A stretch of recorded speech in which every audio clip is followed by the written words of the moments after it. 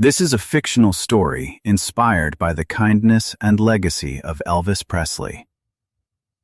There are nights when thousands of people remember every note of a concert.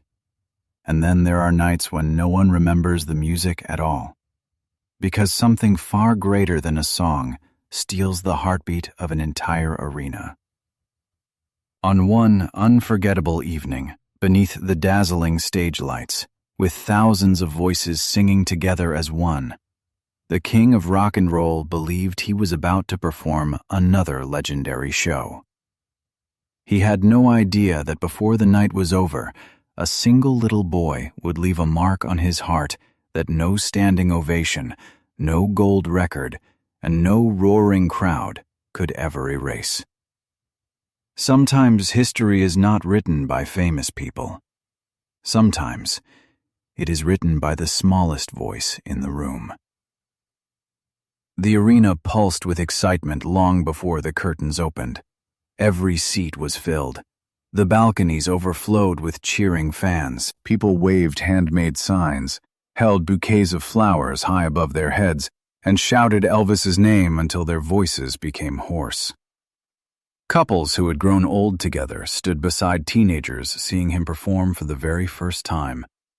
Parents lifted their children onto their shoulders so they could catch a glimpse of the man whose music had echoed through their homes for years. The anticipation was almost tangible. Then, without warning, every light inside the arena faded into darkness. A collective gasp swept through the audience. For a brief moment, silence. Only the distant hum of amplifiers lingered in the air. A single spotlight burst to life. Standing alone in its glow was Elvis Presley. The crowd exploded. The sound was deafening. Thousands of people leaped to their feet. Some laughed, some cried. Others simply stood frozen, overwhelmed that they were finally seeing the man whose voice had become the soundtrack of their lives. Elvis smiled. It was the familiar smile everyone adored. Warm, humble, and just a little shy despite years of standing before enormous crowds. He adjusted the microphone, glanced toward his band, and gave a small nod. The first notes rang through the arena. Instantly, every corner of the building came alive. His voice was effortless, powerful, comforting. Every lyric seemed to wrap itself around the audience like a warm embrace. People sang every word with him. Some closed their eyes. Others reached toward the stage, as if simply getting closer might allow them to hold on to the moment forever. Near the front rows, an elderly couple held hands. The husband quietly whispered, "I proposed to you after dancing to one of his songs." His wife smiled through tears, "And I would still say yes." Just a few seats away, a young soldier home on leave stood perfectly still. His mother leaned against his shoulder, crying softly. For years, she had dreamed of sharing an Elvis concert with her son. Neither of them spoke. They did not need to. The music said everything. Backstage security watched carefully as devoted fans stretched their arms toward the stage, hoping Elvis might shake their hands for just a second. This happened at nearly every concert. Flowers, letters, small gifts, photographs, handwritten poems. Elvis always tried to acknowledge as many people as possible. He understood that every smiling face represented someone who had carried his music through difficult seasons of life. As the performance continued, the energy inside the arena only grew stronger. Song after song, applause crashed like ocean waves. The band exchanged satisfied smiles.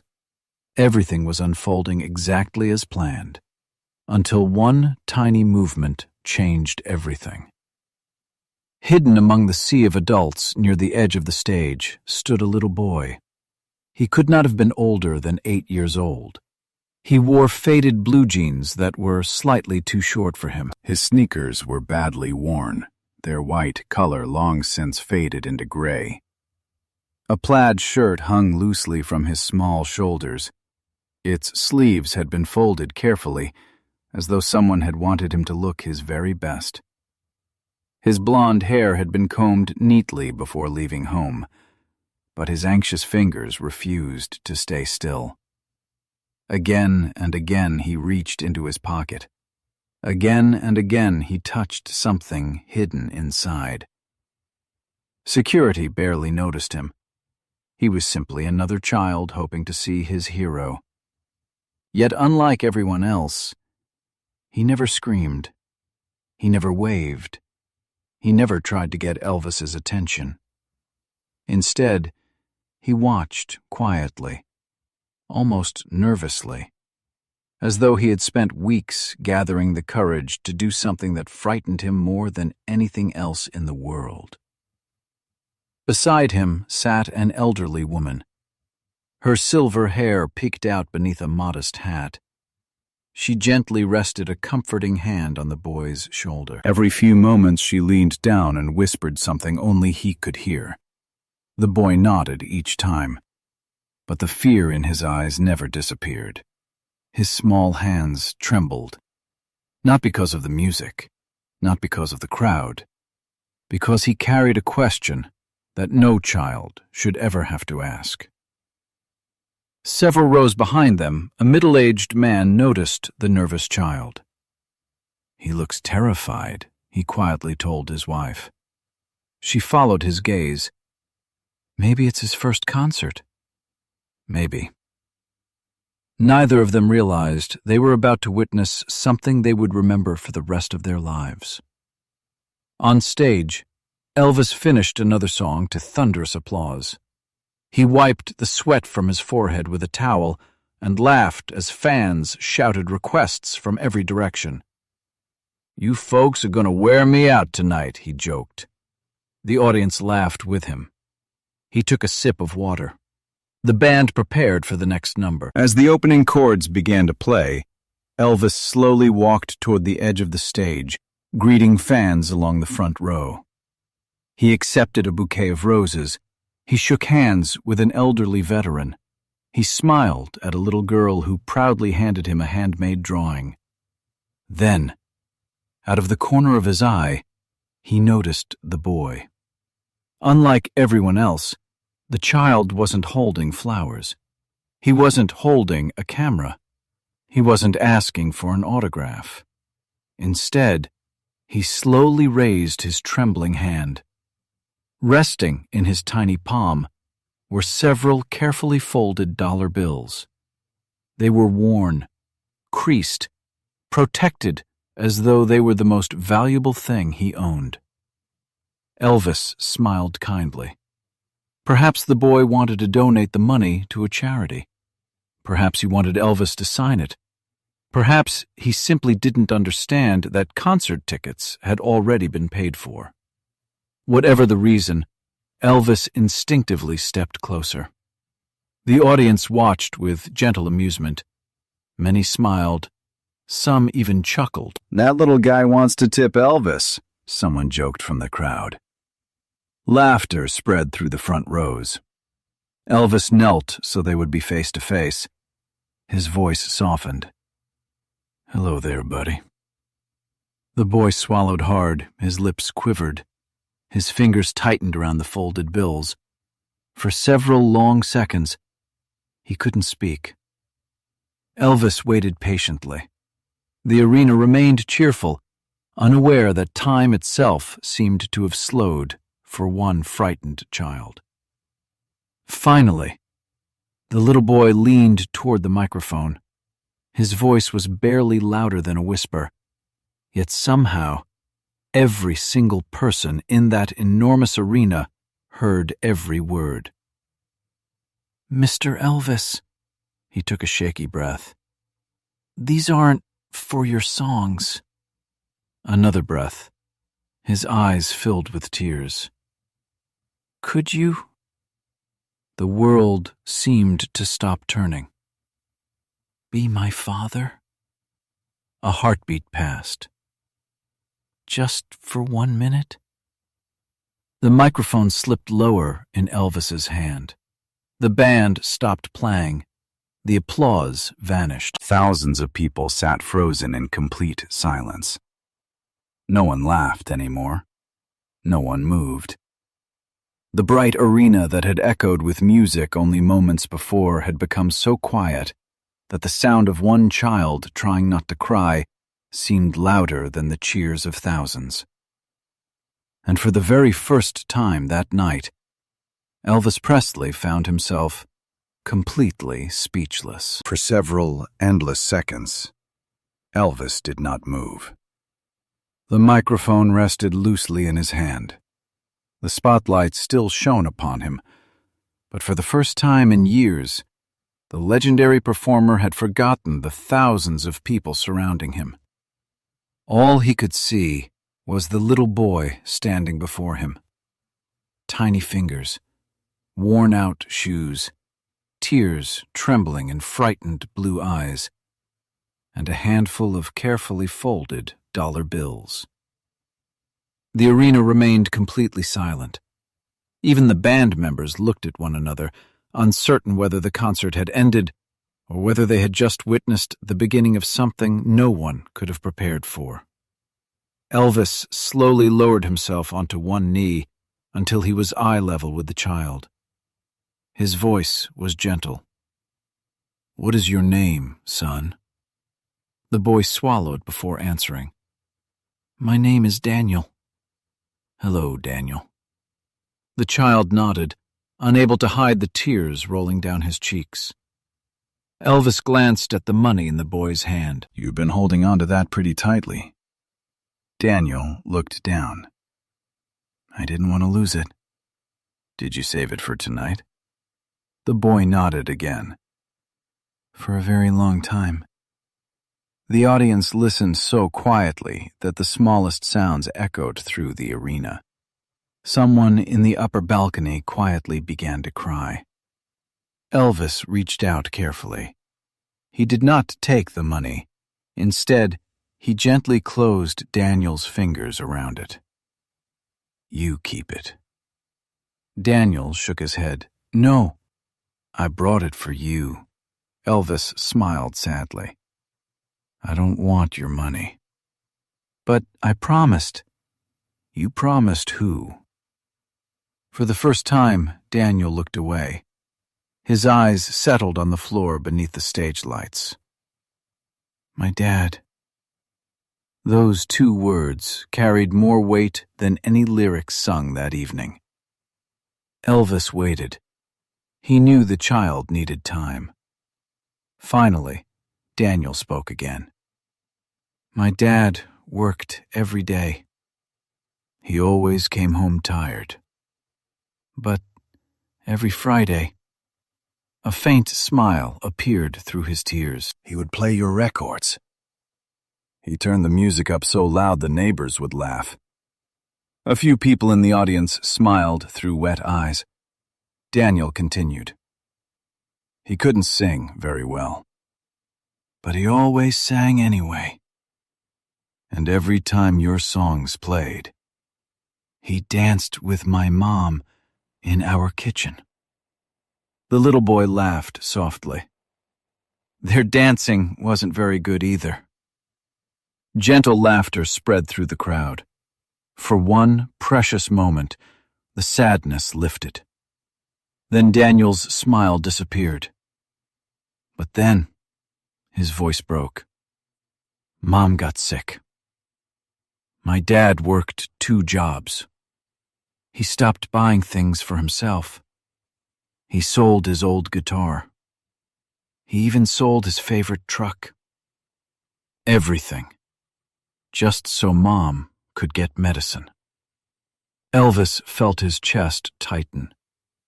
Daniel continued speaking, almost as if he had forgotten the thousands of strangers listening. "After Mom got better, Dad became sick.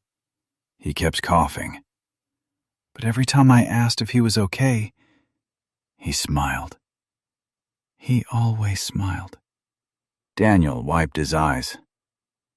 "I didn't know he was pretending." The arena remained frozen, No phones, no applause, only silence. "One night," Daniel whispered. "He didn't come home." The elderly woman sitting beside him quietly placed a trembling hand on his shoulder. Daniel looked at her. "This is my grandma. She takes care of me now." Elvis nodded respectfully toward her. She gave him a weak smile. "He loved you," she whispered. "My husband never missed one of your concerts if he could help it. He always said your songs reminded him that life was still beautiful." Her voice cracked. "He wanted to bring Daniel someday, but he never got the chance." Elvis slowly looked back at the child. "So, why the money?" Daniel carefully unfolded the worn bills. Some were old, some were newer. One had been taped together after tearing almost in half. "I saved my lunch money. I collected bottles. I helped our neighbor clean leaves. I even shoveled snow. I wanted enough." "For what?" Daniel took a deep breath. "Dad told me that people who work hard deserve to be paid. So, I thought, if I gave you enough money, maybe you could pretend to be my dad. Just once. Only for my birthday. I didn't want forever. Just 1 minute." A woman in the front row covered her mouth as tears streamed down her face. Several men quietly lowered their heads. One member of the band removed his glasses to wipe his eyes. Even the security guards struggled to remain composed. Elvis had performed before presidents. He had stood before crowds larger than this one. He had received awards, trophies, and standing ovations. Yet nothing in his extraordinary life had prepared him for the honesty of one little boy. He slowly placed both hands on Daniel's shoulders. His own eyes had begun to fill. "Listen to me, son." Daniel looked up. "There isn't enough money in this world to buy a father's love." The child lowered his head. "I know. I just didn't know what else to do." Elvis closed his eyes for a brief moment. When he opened them again, his decision had already been made. He stood. Then, without saying another word, he reached down and offered Daniel his hand. The little boy stared at it in disbelief. "You want me to come with you?" "I do." Daniel hesitated. "What if they don't want me up there?" Elvis smiled warmly. He looked toward the audience. Thousands of faces stared back. Then, with a voice that filled every corner of the arena, he asked, "What do you say?" For a heartbeat, there was silence. Then the crowd erupted. The applause crashed through the building like thunder. People rose to their feet. Some shouted Daniel's name. Others simply clapped with tears running down their cheeks. The little boy looked around in complete amazement. "They're clapping." "They're clapping for me." Elvis squeezed his hand. "They're clapping because tonight they just met one of the bravest young men I've ever known." Daniel smiled. It was the first genuine smile anyone had seen on his face all evening. Together they walked toward the center of the stage. The spotlight followed them. The band watched quietly. No one reached for an instrument. No one wanted to interrupt the moment. As they stood beneath the brilliant white lights, Elvis wrapped one protective arm around Daniel's shoulders. The child leaned closer without thinking. For just a second, he closed his eyes, and in that embrace, he remembered what it felt like to stand beside his father. Not because Elvis could replace him, No one ever could. But because kindness has a way of reminding broken hearts that love never truly disappears. The arena waited. No one knew what Elvis was about to say next, but every soul inside that building could feel that this concert had become something far greater than music. And when Elvis slowly lifted the microphone back to his lips, the next words he spoke would change Daniel's life forever. The arena was so silent that it felt as though time itself had stopped. Thousands of people watched without blinking. No one reached for the exits. No one whispered. No one looked away. Every eye was fixed on the man standing beneath the bright stage lights and the little boy holding tightly to his hand. Elvis took a slow breath before speaking. "There are nights when people come to hear songs." He paused. "And then there are nights when we're reminded that music is only important because of the people we share it with." He looked down at Daniel. "Tonight, this young man taught all of us something far more valuable than anything I could ever sing." The audience answered with gentle applause. Daniel looked around nervously. He had never stood in front of so many people before. His small hands were trembling again. Elvis noticed. Without saying a word, he gently rested a reassuring hand on the boy's shoulder. "It's all right, son. I'm right here."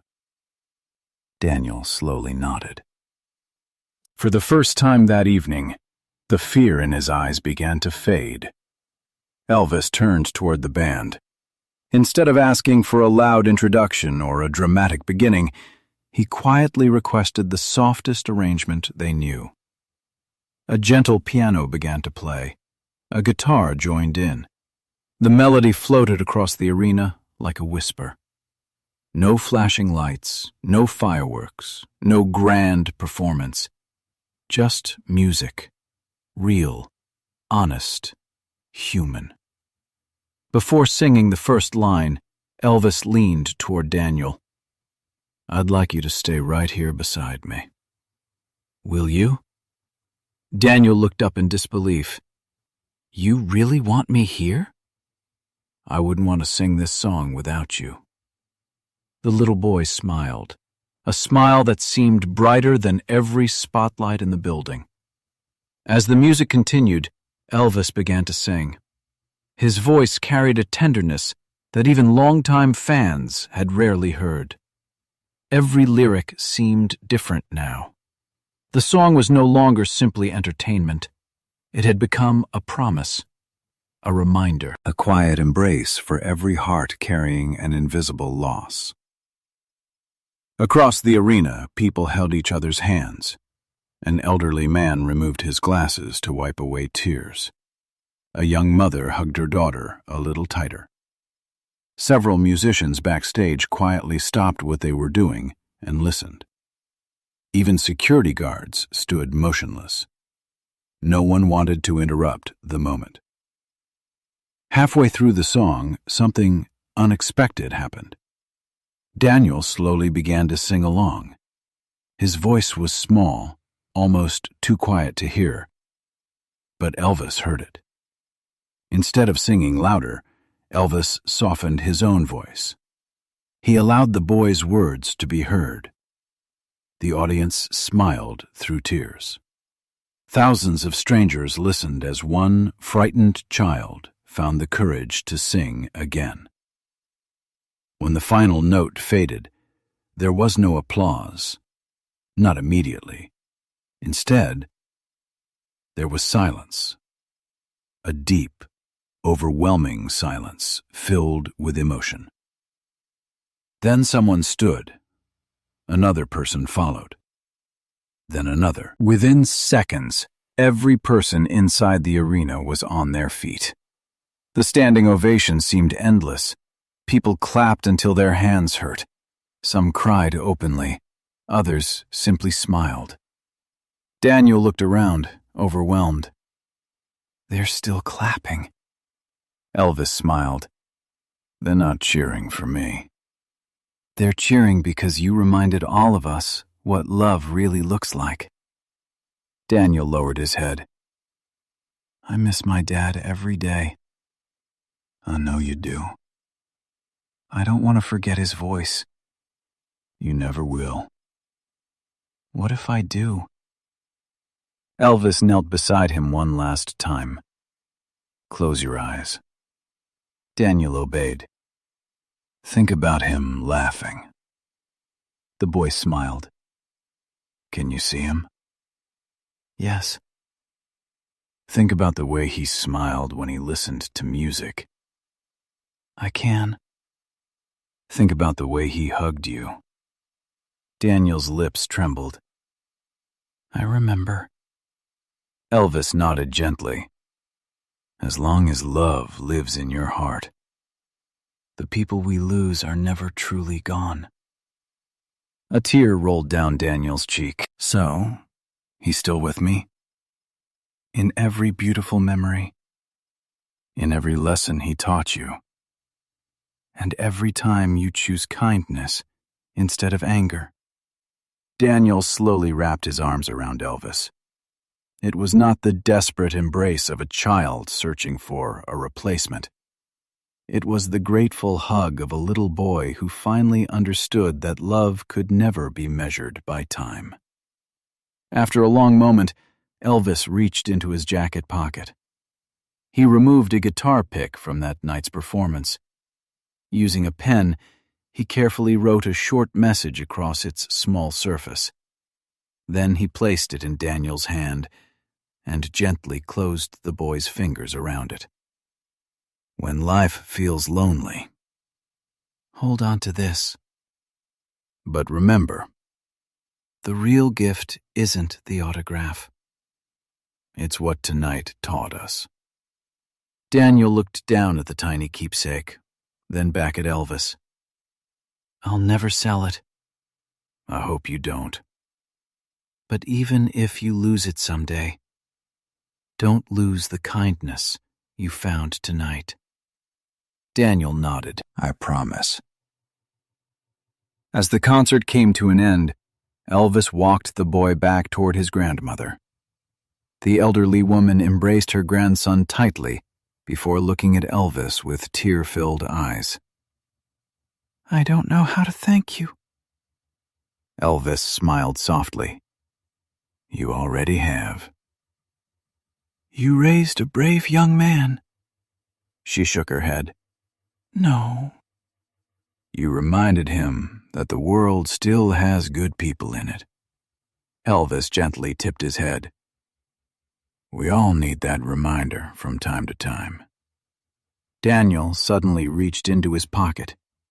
He carefully pulled out the folded dollar bills he had spent months saving. For a brief moment he looked at them. Then he smiled. Instead of offering them to Elvis again, he turned toward a donation box near the arena entrance that was collecting money for children in need. He quietly placed every single dollar inside. Elvis watched from a distance. He never said a word. He didn't need to. Daniel had already understood. Love is not something we buy. It is something we give away. Years later, people would remember that concert for many different reasons. Some remembered the music. Some remembered the silence. Some remembered the standing ovation that seemed to last forever. But those who had been there always agreed on one thing. The greatest performance of the night was not a song. It was an act of compassion. And Daniel would carry that memory with him for the rest of his life. Whenever he heard one of Elvis's songs on an old radio, in a small diner, or drifting through an open window, he would pause for just a moment. He would smile. He would remember the bright lights, the crowded arena, the gentle hand placed on his shoulder, and the words that changed his life forever. You cannot buy a father's love, but you should never doubt that you are worthy of being loved. Sometimes the world changes because of great speeches. Sometimes it changes because of extraordinary achievements.